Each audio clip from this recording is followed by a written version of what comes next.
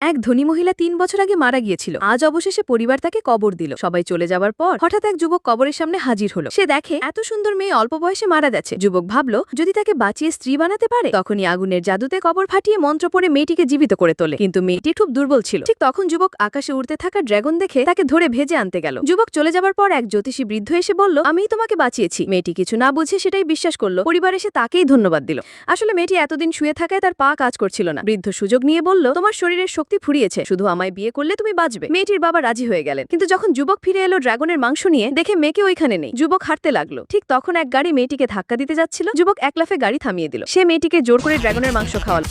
তারপর জাদুর মাধ্যমে মেয়েটিকে তার বাড়িতে নিয়ে গেল। মেয়েটি সুস্থ হয়ে দাঁড়িয়ে গেল। মেয়েটি বুঝলো আসলে যুবকে তাকে বাঁচিয়েছে, হাঁটতে শিখিয়েছে। কিন্তু পরিবার এখনো দ্বিধায়। একদিকে বৃদ্ধ, আরেকদিকে যুবক। শেষে বিয়ের আয়োজন হলো। মেয়েটির সাথে প্রতারক বৃদ্ধে। মেয়েটির সামনে দুজন, একজন প্রতারক বৃদ্ধ, অন্যজন সত্যিকারের উদ্ধারকারী যুবক। মেয়েটি কি করবে বুঝতে ছিল না। ঠিক তখনই